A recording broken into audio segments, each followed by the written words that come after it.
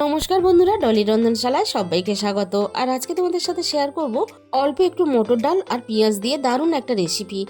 খুব কম খরচে আর কম সময়ে এই রেসিপিটা তোমরা ঝটপট বানিয়ে নিতে পারবে। আর রেসিপিটা শেষ পর্যন্ত দেখার জন্য তোমাদের কাছে আমার অনুরোধ রইল।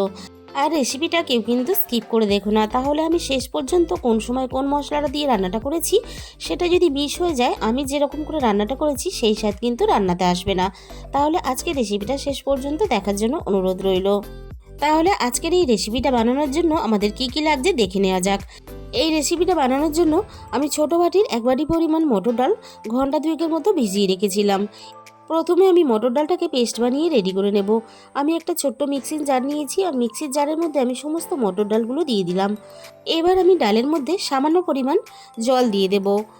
আর মটর ডালগুলো আমি খুব ভালোভাবে পেস্ট বানিয়ে নেব। আমি মটর ডালটাকে দেখো খুব ভালোভাবে একটা পেস্ট বানিয়ে নিয়ে এবারে আমি বড় বাটির মধ্যে তুলে নিলাম। আমি এই রান্নাটা মটর ডাল দিয়ে করছি, তোমরা চাইলে কিন্তু মটর ডালের পরিবর্তে মুসুর ডালও ব্যবহার করতে পারবে। আমি দেখো সমস্ত ডালটা প্রথমে বাটির মধ্যে তুলে নিলাম। এবারে আমি ডালের মধ্যে স্বাদ মতো লবণ দিয়ে দিলাম, আর দিয়ে দেবো এখানে অল্প একটু হলুদ গুঁড়ো, আর সাথেই আমি দিয়ে দেবো অল্প একটু ঝাল লঙ্কার গুঁড়ো। আর আমি সব শেষে এখানে দিয়ে দিলাম অল্প একটু গরম মশলা গুঁড়ো। এবার আমি ডালের সাথে মশলা খুব ভালোভাবে নাড়াচাড়া করে মিশিয়ে দিয়ে আমি মশলা আর ডাল একসাথে খুব ভালোভাবে ফেটিয়ে আমি রেডি করে নেব। ডাল যত ভালোভাবে ফেটাবে রেসিপিটা বানানোর পরে খেতে কিন্তু ততটাই বেশি ভালো লাগবে। আর খুব বেশি জল দিয়ে ব্যাটারটাকে পাতলা করে কিন্তু বানাবে না, একটা মিডিয়াম ঘনত্বের ব্যাটার বানিয়ে নিতে হবে। আর আমি এখানে ডাল দেখো খুব ভালোভাবে ফেটিয়ে রেডি করে একটা সাইডে সরিয়ে রেখে দেবো। আর এই রান্নার জন্য আমি মাঝারি সাইজে 3টে পেঁয়াজ নিয়েছি। ঘরে যখন কোনো রকম সবজিপাতি থাকবে না, তখন কিন্তু খুব সহজেই এই রেসিপিটা তোমরা বানিয়ে নিতে পারো। আর এই রেসিপিটা গরম গরম রুটির সাথে খেতে খুবই ভালো লাগে। আমি দেখো এখানে পেঁয়াজের সামনে ও পেছনের মুখটা কেটে নিয়ে আমি এবার পেঁয়াজের খোসাগুলো খুব ভালোভাবে ছাড়িয়ে পরিষ্কার করে নেব। আর এই রেসিপিটা বানাতে খুব বেশি কিন্তু পেঁয়াজেরও প্রয়োজন হয় না, কারণ আমি যে পদ্ধতিতে এই রান্নাটা করেছি সেই পদ্ধতিতে রান্না করলে অল্প একটু ডাল আর অল্প একটু পেঁয়াজ দিয়ে খুব সহজেই কিন্তু তোমরা পরিবারের সবার জন্য এই রেসিপিটা বানিয়ে গরম গরম রুটির সাথে বা ভাতের সাথে তোমরা পরিবেশন করতে পারো। তবে এই রেসিপিটা রুটির সাথেই খেতে বেশি ভালো লাগে। আমি দেখো সমস্ত পেঁয়াজের খোসাগুলো খুব ভালোভাবে প্রথমে ছাড়িয়ে রেডি করে নিয়েছি। এবার আমি সমস্ত পেঁয়াজগুলো পরিষ্কার জলে খুব ভালোভাবে আমি ধুয়ে নিলাম। এবারে আমি এই পেঁয়াজগুলোকে মাঝখান থেকে প্রথমে 4 টুকরো করে কেটে নেব। আর বন্ধুরা, সবসময় কিন্তু সবজির তরকারি দিয়ে ভাত বা রুটি খেতে ভালো লাগে না, তাই অল্প খরচে অল্প সময়ে এই রেসিপিটা তোমরা খুব সহজেই কিন্তু বানিয়ে নিতে পারবে। আমি এখানে দেখো সমস্ত পেঁয়াজগুলোকে 4 টুকরো করে কেটে নিলাম। এবার আমি সমস্ত পেঁয়াজের পাপড়িগুলোকে একে একে এভাবে খুলে ছাড়িয়ে নেব। আর আমার সুবিধার জন্য আমি এখানে পেঁয়াজগুলোকে 4 টুকরো করে কেটে নিয়েছি। তোমরা চাইলে কিন্তু অর্ধেক অর্ধেক করে এভাবে পেঁয়াজ কেটে পেঁয়াজের পাপড়িগুলোকে ছাড়িয়ে রান্নাটা করতে পারবে।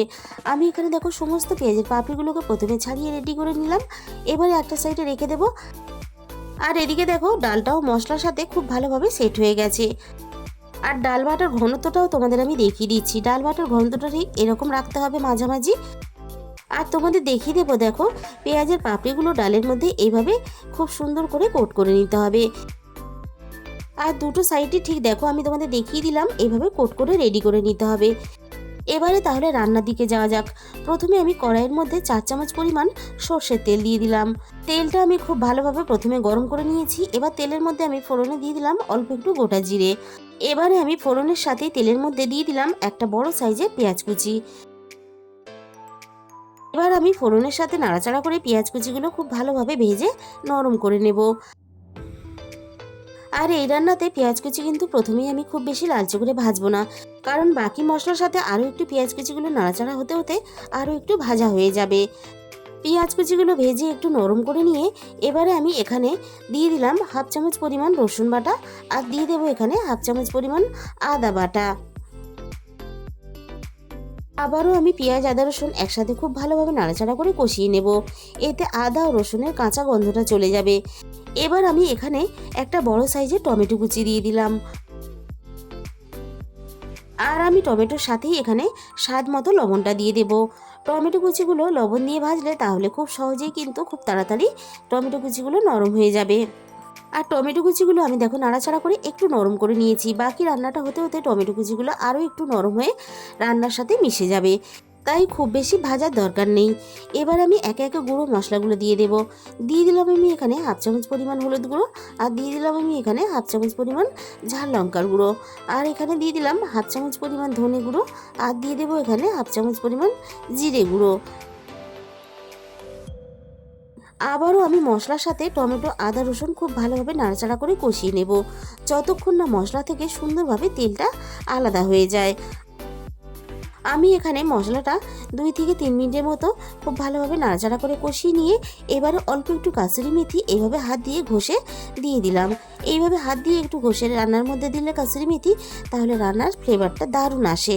কাসুরি মেথি দেওয়ার পরে আমি আবারও 2 থেকে 3 সেকেন্ডের মতন একটু নাড়াচাড়া করে নিলাম। আর কাসুরি মেথি মশলাতে দেওয়ার পরে খুব বেশিক্ষণ ধরে কিন্তু কষাবে না, তাহলে একটা তিতকুটে ভাব চলে আসবে। মশলা থেকে সুন্দরভাবে দেখো তেলটা ছাড়তে শুরু করে দিয়েছে। এবার আমি এখানে প্রয়োজন মতো 1 গ্লাস পরিমাণ জল দিয়ে দিলাম। আর রান্নাতে প্রয়োজন বুঝে জলের পরিমাণটা কিন্তু একটু বেশি দিতে হবে। যেহেতু পেঁয়াজের সাথে আমরা ডালের পেস্ট ব্যবহার করেছি, তাই রান্নাটা হওয়ার পরে ঠান্ডা হয়ে গেলে অনেকটাই কিন্তু গ্রেভিটা বসে যাবে। আমি সমস্ত মশলা নাড়াচাড়া করে খুব ভালোভাবে জলের সাথে মিশিয়ে দিয়ে ঝোলটা একটু হালকা ফুটে ওঠার জন্য অপেক্ষা করব। ঝোলটা দেখো হালকা ফুটতে শুরু করে দিয়েছে। এবারে আমি গ্যাসের ফ্লেমটা একেবারে লোতে করে দেখো কড়াইয়ের উপরে একটা ছাঁকনি আমি থালা বসিয়ে দিয়েছি, তাহলে রান্নাটাও খুব সহজে তাড়াতাড়ি হয়ে যাবে আর গ্যাস খরচাটাও কিন্তু অনেকটা কম হবে। এবার আমি সমস্ত পেঁয়াজের পাপড়িগুলোকে ডালের মধ্যে কোট করে আমি ছাঁকনি থালার উপরে এভাবে সাজিয়ে দেব। এতে পেঁয়াজের পাপড়িগুলো সুন্দরভাবে ভাপা হয়ে নরম হয়ে যাবে আর ডাল বাটাটাও সুন্দরভাবে ভাপা হয়ে যাবে। পেঁয়াজ আর ডাল সুন্দরভাবে ভাপা হওয়ার জন্য আমি এখানে 10 মিনিটের জন্য ঢাকা দিয়ে দিলাম। 10 মিনিট পরে আমি কড়াইয়ের ঢাকা সরিয়ে দেখে নেব পেঁয়াজ আর ডাল খুব ভালোভাবে ভাপা হয়েছে কিনা। এবার আমি হাত দিয়ে দেখে নেব ডাল বাটাটা শক্ত হয়েছে কিনা। ডাল বাটাটা উপর থেকে কিন্তু সুন্দরভাবে শক্ত হয়ে গেছে, আর ডাল বাটাটা উপর থেকে সুন্দরভাবে শক্ত হয়ে যাওয়া মানেই কিন্তু ভিতরে পেঁয়াজগুলো নরম হয়ে গেছে। এবার আমি ছাঁকনি থালাটাকে খুব সাবধানে কড়াই থেকে নামিয়ে নিয়ে ভালোভাবে ঠান্ডা করে নেব। ঝোলটাও দেখো এখানে সুন্দরভাবে একই সাথে ফুটে রেডি হয়ে গেছে। আর কম সময়ে দুটো কাজই কিন্তু আমাদের একসাথে রেডি হয়ে গেল। আর আমি তোমাদের খুব কাছে থেকে দেখিয়ে দিচ্ছি, দেখো পেঁয়াজ দিয়ে ডাল ভাপাগুলো খুব সহজেই কিন্তু ছাঁকনি থালা থেকে উঠে আসছে। আমি এভাবে অল্প অল্প করে তুলে ঝোলের মধ্যে আমি দিয়ে দেব। আর বন্ধুরা, তোমরা যদি বাড়িতে কোনোদিন এই রেসিপিটা ট্রাই করে না থাকো, অবশ্যই একদিন এই রেসিপিটা ট্রাই করে দেখো। গরম গরম ভাতের সাথে বা রুটির সাথে দারুণ লাগে খেতে। আর এত একটা চটপটা রেসিপি তোমরা যদি একবার ট্রাই করো, তাহলে কিন্তু বারবারই তোমাদের বানাতে ইচ্ছে করবে। এবার আমি ঝোলের মধ্যে হালকা হাতে নাড়াচাড়া করে মিশিয়ে দেব, আর আমি মিনিট 5 মতো রান্নাটা করে নেব। আর এই রেসিপিটা এতটাই টেস্টি হয়, মাছ মাংস ডিম ফেলে কিন্তু এই রেসিপিটা দিয়েই তোমরা পুরো রুটি বা ভাতটা খেয়ে ফেলবে। আমি এখানে দেখো মিনিট 5 মতো রান্নাটা করে নিলাম। এবার আমি রান্নার মধ্যে অল্প একটু গরম মশলার গুঁড়ো দিয়ে দিলাম। আর রান্নাটা দেখতে কতটা লোভনীয় হয়েছে তোমরা দেখে বুঝতেই পারছো। আর রান্নাটা বানিয়ে খাওয়ার পরে তোমাদের কেমন লাগলো কমেন্ট বক্সের মাধ্যমে জানাতে কিন্তু আমাকে ভুলো না। আর তোমাদের খুব কাছে থেকে দেখিয়ে দিচ্ছি, দেখো কতটা লোভনীয় দেখতে হয়েছে। কেউ কিন্তু দেখে বুঝতেই পারবে না যে তুমি এটা পেঁয়াজ আর ডাল দিয়ে বানিয়েছো। এবার আমি রান্নাটা তোমাদের একটা প্লেটের মধ্যে পরিবেশন করে দেখিয়ে দিলাম। তাহলে বন্ধুরা, আজকের এই রেসিপিটা ভালো লাগলে প্লিজ একটা ভিডিওতে লাইক করে দিও, আর নিজেদের বন্ধুদের মধ্যে প্রচুর প্রচুর শেয়ার করো। যে সমস্ত বন্ধুরা এখনো পর্যন্ত আমার চ্যানেলটাকে সাবস্ক্রাইব করোনি, চ্যানেলটাকে সাবস্ক্রাইব করে পাশে থাকা বেল আইকনটা অল করে দিও। তাহলে আমি যখনই কোনো নতুন রেসিপি আপলোড করব সবার আগে তোমার কাছে পৌঁছে যাবে। তোমাদের মূল্যবান সময় দিয়ে রেসিপিটা দেখার জন্য অসংখ্য ধন্যবাদ।